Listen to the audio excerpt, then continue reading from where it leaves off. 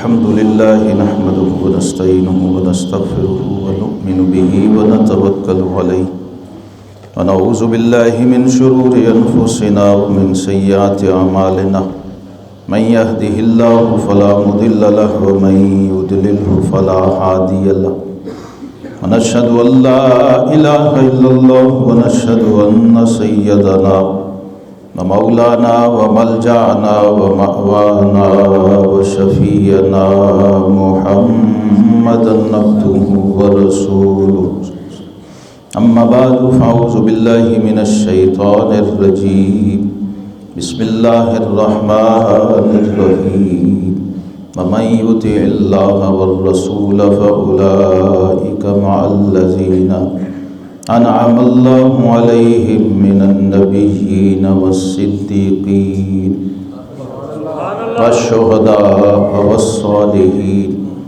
وحسن أولئك رفيقا آمنت بالله صدق الله مولانا العظيم وصدق رسوله النبي الكريم الأمين إن الله وملائكته يصلون على النبي يا أيها الذين آمنوا صلوا عليه وسلموا تسليما اللهم صل على سيدنا محمد وعلى آل سيدنا محمد وأصحاب سيدنا محمد وبارك وسلم عليه اللهم صل على سيدنا محمد وعلى آل سيدنا محمد وأصحاب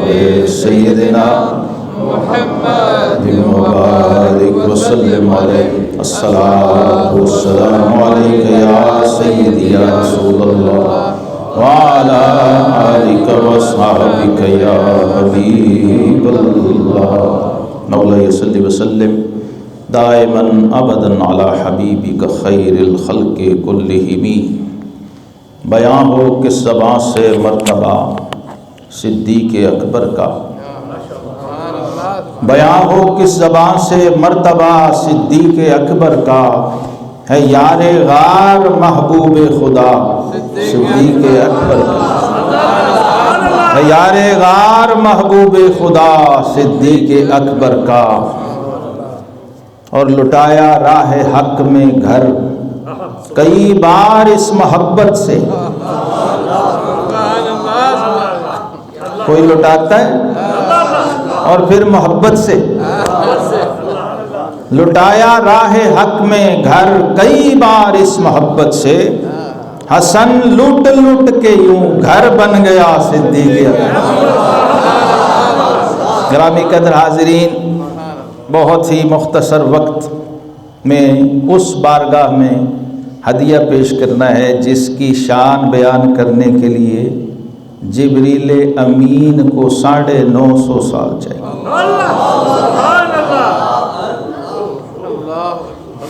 یہ فاروق اعظم رضی اللہ عنہ کے بارے میں جب پوچھا گیا نا تو جناب جبریل نے کہا کہ حضور اگر عمر کی شان بیان کرنی ہو تو نوح علیہ السلام کی عمر چاہیے مجھے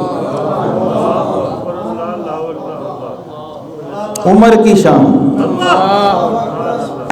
عمر کیا ہے ان عمر لحسنۃ من حسنات ابی بکر عمر ابو بکر صدیق کی نیکیوں میں سے ایک نیکی ہے اور عمر سے پوچھیں تو کہتے ہیں یا لیتنی کنت شعر صدر ابا بکر ان کا یہ بھی بات زیادہ ہے ابو بکر کی نیکی کوئی عام ہے وہ کہتے ہیں میں کچھ بھی نہ ہوتا بس صدیق اکبر کے سینے کا ایک بال ہو یہ وہ ذات پاک ہے حضرات محترم جو شاہکار سبقت اور تاجدار اولیت ہیں تو آج میں اسی پہ تھوڑی سی بات کرنا چاہ رہا ہوں جناب سیدنا صدیق اکبر رضی اللہ تعالیٰ عنہ بحیثیت تاجدار سبقت و اولیت. جیسے اس آیہ کریمہ کے تحت لکھا ہے شیخ محقق نے والاول والآخر والظاہر والباطن وہو بکل شیء علیم. یہ اللہ کی شان ہے جو اللہ نے خود قرآن میں بیان کی ہے. تو شیخ محقق شیخ عبدالحق محدث دہلوی رحمہ اللہ نے لکھا ہے کہ اللہ نے جیسے خالق ہو کے اپنی شان کو اول رکھا، آخر رکھا، ظاہر رکھا، باطن رکھا، ایسے ہی ساری مخلوق اور ساری کائنات میں اپنے حبیب کریم علیہ السلام کو بھی یہی شان عطا فرمائے، جس کا ترجمہ علامہ اقبال نے کیا ہوا ہے نگاہ عشق و مستی میں وہی اول وہی آخر. تو یہ ہر ایک کو نظر نہیں آئے گا، یہ علامہ نے ساتھ کہہ دیا نگاہ، صرف نگاہ نہیں چاہیے. اس بات کو سمجھنے کے لیے نگاہ تو کتے گدھے گھوڑے کی بھی ہوتی ہے. کہتے ہیں نگاہ عشق و مستی میں. تو کئی لوگ اندھوں کی طرح بات پڑھ کے آگے سنا بھی دیتے اندھوں کی طرح، تو انہیں خود بھی سمجھ نہیں ہوتی، جن کو بتا رہے ہوتے ہیں انہیں کہاں سمجھ آنی. اس کے لیے کیا چاہیے؟ نگاہ نہیں چاہیے، نگاہ عشق و مستی میں وہی اول وہی آخر، وہی قرآن وہی فرقان وہی یاسین وہی طٰہٰ. تو ایسے ہی صاحب روح المعانی نے لکھا ہے، اور اس سارے سمندر کو ایک کوزے میں بند کیا. وہ کہتے ہیں جو تعلق اللہ کا اپنے حبیب سے ہے پوری کائنات میں، اور یہ پوری کائنات کا ذرہ ذرہ جانتا ہے، احد پہاڑ بھی جانتا ہے، پہاڑ اور پتھر ہو کے جانتا ہے، وہاں تو نگاہ بھی نہیں ہے، لیکن وہ پہاڑ ہو کے سمجھتا ہے، یہاں انسان ہو کے بت بیٹھے رہتے. وہ پہاڑ ہو کے ہلتا ہے، حرکت کرتا ہے، وجد کرتا ہے، رقص کرتا. احد شریف کی یہ شان ہے، سید الجبال، سارے پہاڑوں کا پیر اور مرشد. احد جبل یحبنا ونحبہ. اور وہاں بھی تعارف احد کا تعارف کیا ہے؟ فرمایا یہ ہم سے محبت کرتا ہے، ہم اس سے محبت کرتے ہیں. یہ جواب ہوتا ہے جب کوئی محبت کرے تو پھر ہو نہیں سکتا اس سے محبت نہ ہو. وہ پہاڑ ہو کے تو لوگ اس کی زیارت کرنے جاتے ہیں، اس کو دیکھنے جاتے ہیں. تو فرماتے جو تعلق اللہ کا اپنے حبیب سے ہے ویسا ہی تعلق اللہ کے حبیب کا اپنے صدیق سے ہے. بعد از نبی بزرگ تو ایک قصہ مختصر، بعد از خدا حبیب خدا شد بزرگ تر، بعد از نبی بزرگ تو ایک قصہ مختصر. وہ شانیں اوروں کی بھی ہیں بہت، لیکن نوعیت بتا دی ہے. اس تعلق کی نوعیت ایسی ہے جس میں کوئی دوسرا شریک نہ ہے نہ ہو سکتا ہے. تو اسی سبقت و اولیت کو قرآن نے بیان کیا ہے. ایک جگہ پہ فرمایا السابقون الاولون من المہاجرین والانصار. وہ لوگ جو السابقون الاولون ہیں، یہ قرآن نے کہا ہے. اور یہ ٹائٹل جو میں گفتگو کا دے رہا ہوں یہ میں قرآن سے لیا ہے. سبقت بھی اور اولیت بھی، اس میں کوئی طبری، کوئی ابن جریر، کوئی یعقوبی، کچھ بھی نہیں ہے.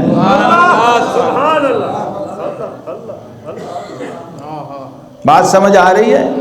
ہاں، اگر قرآن کی آیت ہی تھوڑی سی بیان کر دیتے نا آج سے 50 سال پہلے تو کافی مسئلے پیدا ہی نہیں ہونے تھے، انہوں نے جنم نہیں لینا تھا. لیکن آپ نے سپیس اتنی چھوڑ دی اور بلینکس اتنے چھوڑ دیے کہ ہر پیرے غیرے نے اس کو فل کرنے کی کوشش کی ہے.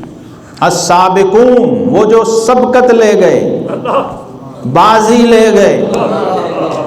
الاولون، پہلے پہل، سب سے پہلے. وہ پہلے تقریباً 40 بنتے ہیں، کتنے؟ 40 تقریباً، اوپر نیچے ہو سکتا ہے، اندازے سے میں کہہ رہا ہوں۔ تو ان 40 میں جو پہلا ہے،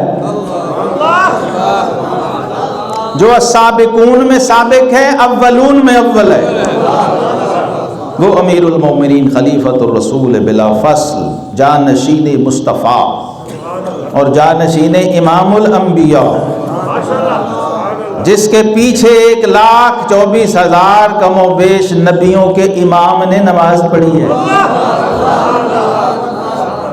صرف مصلی ہی نہیں دیا، خود بھی اقتدا کی ہے تاکہ مہر لگ جائے، کوئی گنجائش نہ رہے۔ یہ وہ ذات پاک ہے، سبقت میں بھی اولیت میں بھی کوئی مقابلہ نہیں، کوئی برابری نہیں۔ سیدنا فاروق اعظم رضی اللہ عنہ کہتے ہیں مجھے بہت شوق اور ذوق تھا اور بڑا جذبہ تھا کہ میں کسی طرح کبھی تو صدیق سے آگے نکلوں، کبھی کسی چیز میں ہی آگے بڑھوں۔ تو کہتے ہیں ایک دن آقا کریم علیہ السلام نے فرمایا کہ آج جس کے پاس جو ہے لے آؤ۔ تو کہتے ہیں چونکہ اعلان ہو گیا تھا تو میں نے سوچا آج تو موقع مل گیا، آج میں بازی لے جاؤں۔ گھر گئے، سامان سارا ٹوٹل جو کل کائنات تھی 2 جگہ کیا، آدھا گھر رکھا، آدھا لے آئے بارگاہ رسالت میں آپ صلی اللہ علیہ وسلم۔ اور سیدنا صدیق اکبر رضی اللہ عنہ بھی حکم سنا، وہ بھی چلے گئے اور جا کے جو کچھ متاع تھی سب کچھ پیک کیا، باندھا۔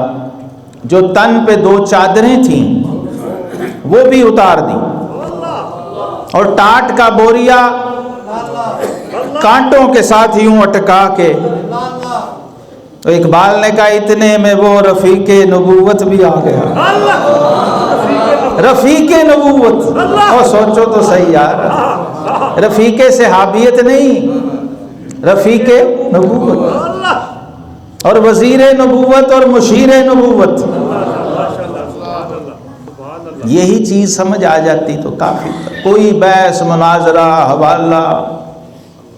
ہاں میں نے کہا، کسی نے کہا جی وہ فلانے سے مناظرہ کریں، اور میں کیا، میں نے کافر ہونا ہے؟ شان صدیق اکبر پہ مناظرے کا مطلب میں اپنے کفر کا اعلان کر رہا ہوں۔ میں نے کہا جیسے جھوٹے نبی سے دلیل مانگنا کفر ہے، ایسے ہی صدیق اکبر کے ایمان پہ دلیل مانگنا اور ڈھونڈنا اور پیش کرنا وہ بھی کفر ہے۔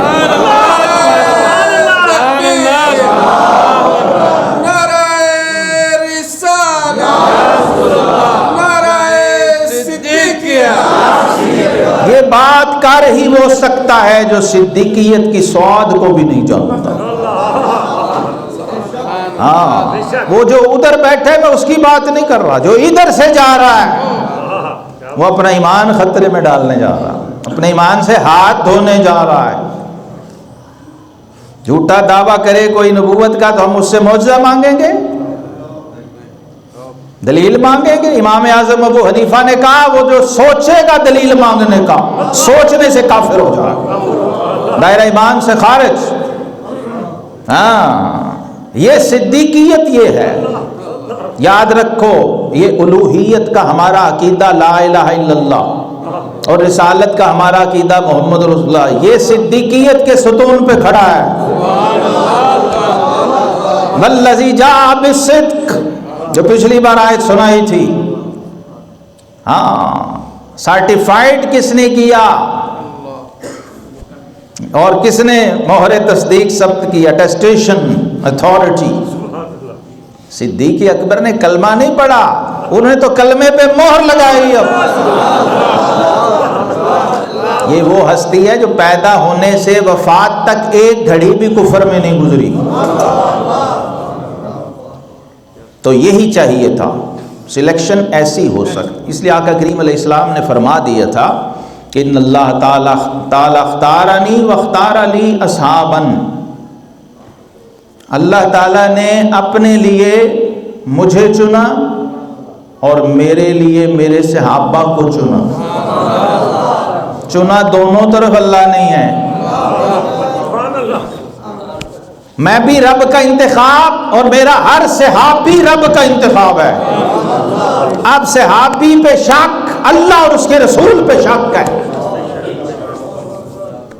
اللہ کے انتخاب پہ انگلی اٹھانا ہے. سمجھ آ رہی ہے او مسلمانوں؟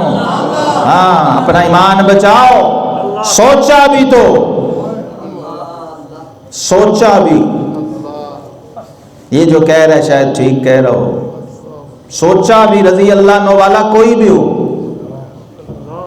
یہ قرآن کا انکار ہو جائے گا. اللہ نے کہا ہے نا، کسی اور نے تھوڑی کہا ہے. اللہ سبحان اللہ سبحان اللہ ماشاءاللہ. اللہ نے کہا قدر نبی دا اللہ جانے یا جانن اصحابی. میاں صاحب عارف کھڑی کہتے ہیں قدر نبی دا اللہ جانے یا جانن. تو اللہ کو کوئی جانتا ہے تم میں سے؟ اللہ تو اللہ ہو کے جانتا ہے نا. یعنی ہمارے پاس بس ایک ہی ذریعہ ہے، وہ صحابی ہے. قدر پانی دا مچھلی جانے یا جانے مرغابی. دلیل دیکھو کیسی ہے، ایویڈنس کیسا نیچرل ایویڈنس ہے، منطقی اور لاجیکل. پانی کی شان مچھلی جانتی ہے، پانی کا قدر مرغابی جانتی ہے. دونوں کا پانی سے واسطہ ہے. تو صرف مرغابی کے بارے میں کتابیں پڑھ کے مرغابی تھوڑی سمجھ آئے گی. اللہ اندر ہی نہیں گیا بندہ. ہاں، کیا بات کیا بات، اندر نہیں سمجھ آ رہی سب نہیں کو. سمجھ آئے گی. یہ جیالوجی پڑھنے سے تھوڑی آئے گا. باٹنی، صرف باٹنی پڑھ لینے سے مرغابی سمجھ نہیں آتی. وہ کہتے ہیں چل پتر تین لے کے چلیے، مرغابی دکھائیے، مچھلی دکھائیے. پھر وہ ایک تھیوری ہوتی ہے، ایک پریکٹس ہوتی ہے. تو لفظ رٹے ہوئے پڑھ کے بول دینے سے بھی خود کو بھی سمجھ نہیں آئی تو مجمع کو کہاں آئے گی؟ آیتیں وہی رہنی ہیں. لوگ کہتے سیدنا علی المرتضیٰ کو کہ حضور آپ کو کوئی علیحدہ کوئی چیز عطا کی تھی نبی پاک صلی اللہ علیہ وسلم، آپ کو کوئی اللہ کے خاص کوئی علم دیا، کوئی یا کوئی دستاویز دی یا کوئی معلومات دی؟ تو حضرت علی کہتے تھے واللہ یہی قرآن ہے، الحمد سے والناس، اور یہی حدیث ہے، اور یہی صحیفہ ہے جو میرے تلوار کے دستے میں ہے. لیکن سب کو یہی ملا ہے، قرآن اور سنت. لیکن فرمایا وہ فیض اور نور جو ڈائریکٹ آسمان سے اترتا ہے وہ میرے رب کی عطا ہے، جسے چاہے وہ جسے چاہے عطا کر دے. وہ ورقوں سے، کتابوں سے، حرفوں سے، ٹیکسٹ سے، عبارتوں سے نہیں ملتا. تو آپ کو کبھی دریا میں اترنا پڑے گا، پانی میں اترنا پڑے گا، پھر مچھلی سمجھ آئے گی، پھر مرغابی سمجھ آئے گی. تو سبقت و اولیت دونوں کا تاج اس امت میں جس ہستی کے سر پہ رکھا گیا ہے وہ سیدنا صدیق اکبر رضی اللہ عنہ. اس پر فاروق اعظم کی گواہی بھی موجود ہے.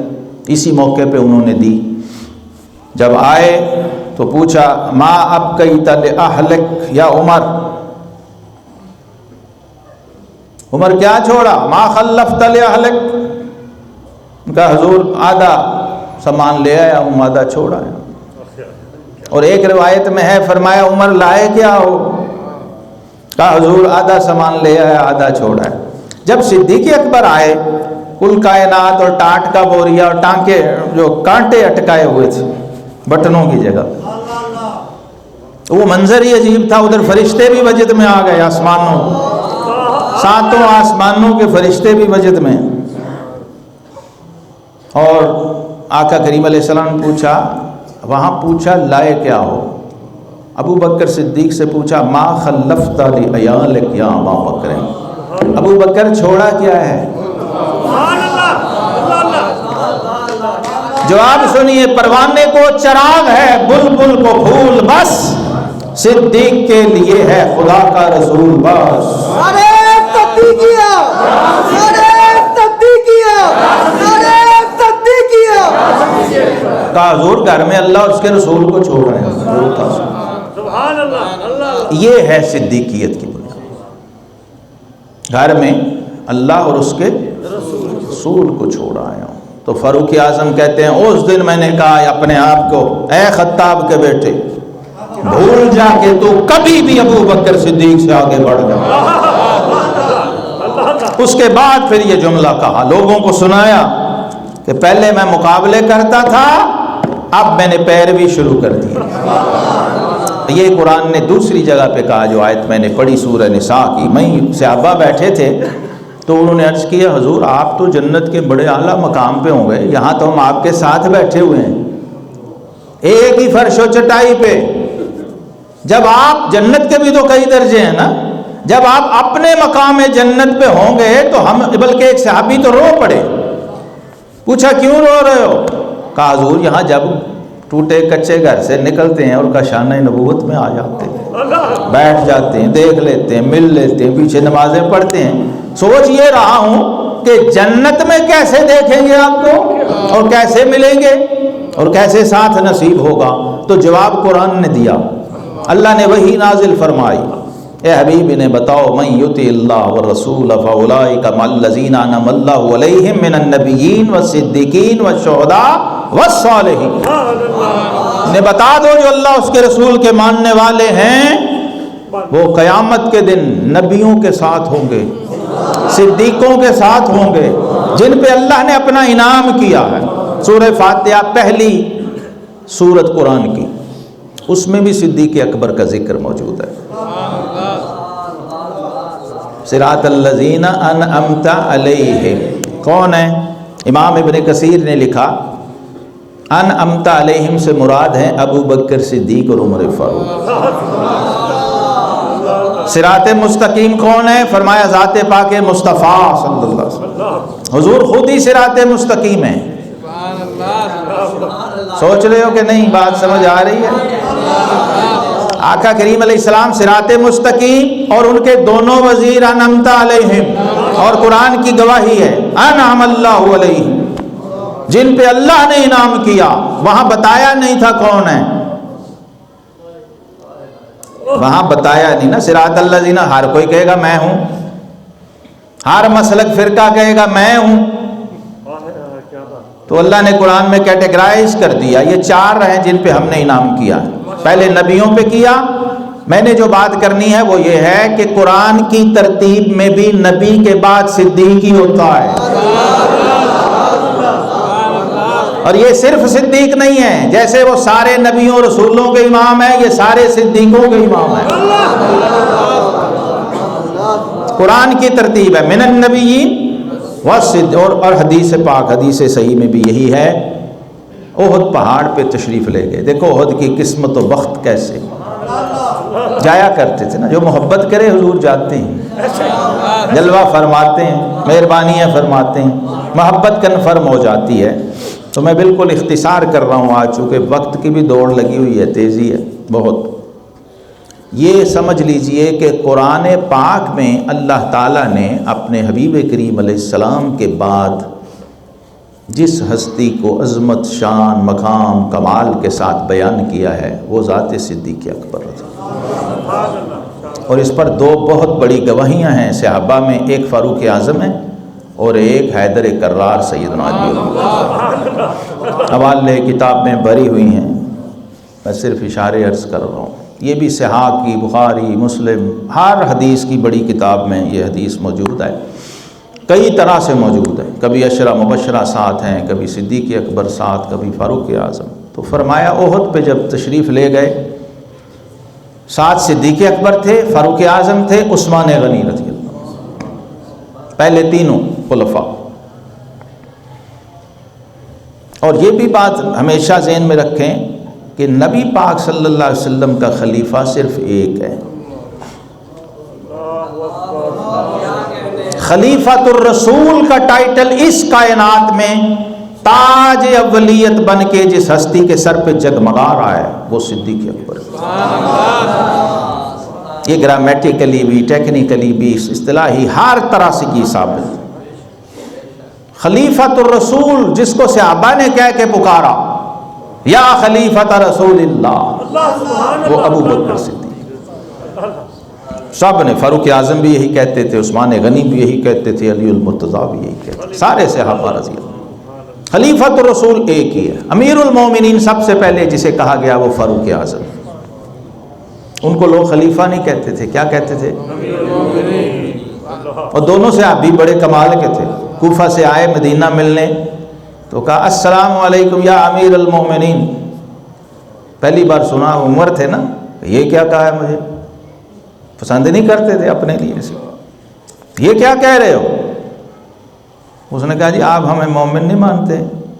کیا بات، میں مانتا ہوں، تو آپ ہمارے امیر نہیں ہیں؟ کہ ہوں۔ تو کہا یا امیر المومنین ہی کہا ہے آپ کو، کیا کہا؟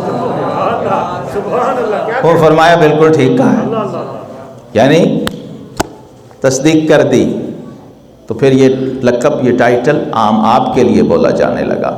احد پہ یہ ہستیاں تشریف فرما تھی، احد پہاڑ حرکت میں آ گیا، وجد میں آ گیا، رقص میں آ گیا، فتتحرک الجبل، جھومنے لگا احد خوشی میں۔ تو آقا کریم علیہ السلام کی زبان مبارک سے الفاظ نکلے، اثبت یا احد، اپنے عصا مبارک کے ساتھ، یا ایک روایت میں اپنے قدم مبارک کے ساتھ اس کو دبایا۔